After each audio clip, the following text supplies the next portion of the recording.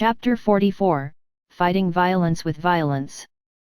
I'm not playing with fire, I'm putting one out. After Su Cheng spoke, a faint sonic wave radiated out of his ears that not even he was aware of until now. He didn't know this wave in the air was actually low-frequency ultrasound. Immediately, Brother Tiger said in a deep voice to his men, "Disable him, leave him alive, and hand him over to Master Qin. We don't have to worry about anything after that." He didn't care what Master Qin would do to this guy, but he wasn't someone capable of facing the consequences of killing a police officer, so he could only serve as the claw and capture Su Cheng alive for Master Qin. After speaking, the 30 or so thugs shouted and began swarming in. Su Cheng just calmly stood in the same place. The researchers at the biology lab had said that bats were able to constantly emit ultrasonic waves during its flight that were inaudible to the human ear. When this ultrasonic signal hits any obstacle, it will reflect back to the bat's brain, allowing it to analyze the echo. After it analyzed the echo's wave frequency, amplitude, and signal interval, the bat will be able to quickly figure out what action to take next. When those 30 or so people rushed up and didn't arrive yet, their actions and movements had already been received by Su Cheng's brain to allow him to make the quickest judgment and plan his course of action. From the feedback of the returning sonic wave, Su Cheng could even determine the nature and position of the object based on the amplitude, frequency, pitch, and sound interval. Su Cheng also didn't know how his brain could remain so calm in the face of danger, and be able to analyze everything that was going on in this space. At this moment, Su Cheng noticed that his eyes could capture the movement of anyone in any corner. It could be said that he basically had a god's view over this entire warehouse. When a baseball bat was swung over, Su Cheng's body made an instinctive dodge based on the feedback of the ultrasound. Then, the next 2 consecutive crowbars swings at him were also easily avoided. Su Cheng finally understood what was going on with him subconsciously dodging any attack earlier. It turned out that his body was instinctively reacting to the feedback of the sonic waves. His brain basically captured all the movements made by everyone in the surrounding area and controlled his body instinctively to react to the feedback. Su Cheng didn't know that what he was hearing was actually the principle of echolocation used by bats. It was unexpected for everyone that Su Cheng easily dodged the first wave of attacks, and after Su Cheng understood and learned to consciously control the feedback given by the ultrasound, his movements became even calmer. This time, it was his turn to attack, and his sensory system amplified everyone's movements so that he could act accordingly based on the feedback. By the time the closest 2 people raised their baseball bats, Su Cheng was already in front of them. He grabbed onto their wrists and forcefully pulled them towards him, and the powerful force of his arms immediately sent those 2 flying. Those 2 people just felt like they were pulled away by a giant truck, and they landed face first, chipping their 2 front teeth.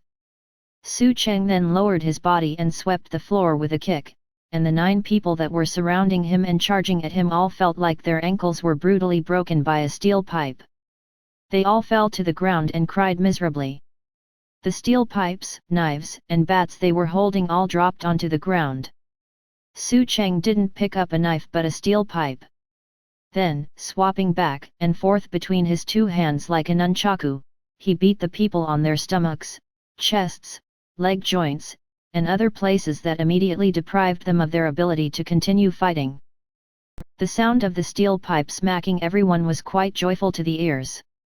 Su Cheng didn't even blink as he casually piped everyone, as if these 30 or so people were all trash that couldn't give him any pressure.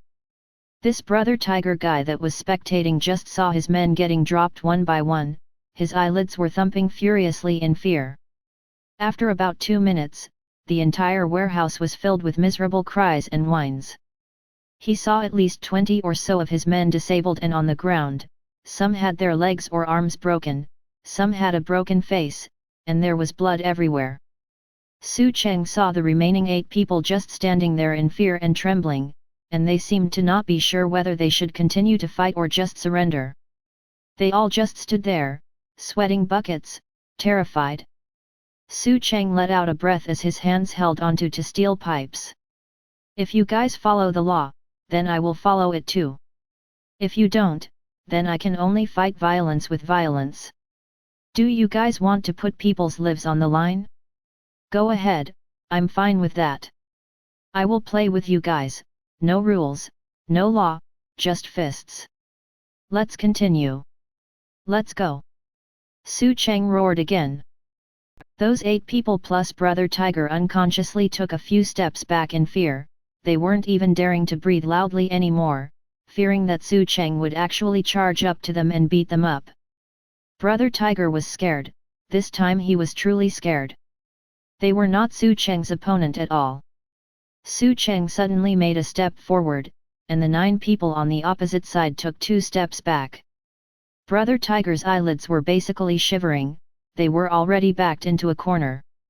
Just then, a guy behind Su Cheng that was pretending to be downed quietly climbed up and was planning to sneak up from behind. He picked up a knife and charged towards Su Cheng's back. However, Su Cheng's 365 degrees no blind spot ultrasound feedback already captured him as if there was a pair of eyes on the back of Su Cheng's head. He didn't even bother looking back and directly threw one of the steel pipes, hitting that guy right on the head and knocking him unconscious. Brother Tiger saw the last glimpse of hope disappearing, and he kept on shivering as he said, "You are a police officer." Su Cheng narrowed his eyes. "And you guys are from the Black Society. I'm just paying my respect by using the means you guys are familiar with." Brother Tiger threw away the steel pipe and raised both of his hands up. "I'm not resisting." Su Cheng sneered, "Too late." Then, he grabbed the collar of Brother Tiger and raised him high up in the air. Su Cheng was 1.9 meter, Brother Tiger was 1.7 meter, and Su Cheng raised him at least 30 centimeters off the ground. The other 8 obviously didn't dare to do anything at that time. All 20 or so people failed when they tried to attack at the same time. What use would the 8 of them do? They immediately ran to a corner, put their hands up on the back of their heads and squatted. Su Cheng looked at the pale-faced Brother Tiger and said, "Who's going to pay for my car's repair fee?" Brother Tiger didn't hesitate for 1 second. "Me. Me." Su Cheng nodded and then asked again, "Oh right, does your gang have punishments for making mistakes?" Brother Tiger's face changed. "I'm too lazy to follow your gang's rules, so I will just give you a light punishment." Then, Su threw a fist at Brother Tiger's face, and the other 8 men in the corner clearly saw Brother Tiger's head twisting to the side due to inertia, with at least 5 or 6 teeth flying out of his mouth. Then, his body flew out like a kite with its string cut, traveling about 3 meters through the air and slamming into the ground. After struggling to get up for a bit, he fainted. Su Cheng's eyes swept past the other 8 people that were still fine in the warehouse, and those 8 people immediately hugged their heads and lowered it even more, not daring to look at Su Cheng even one more time. They would never forget about this day and the terror of being dominated by this man.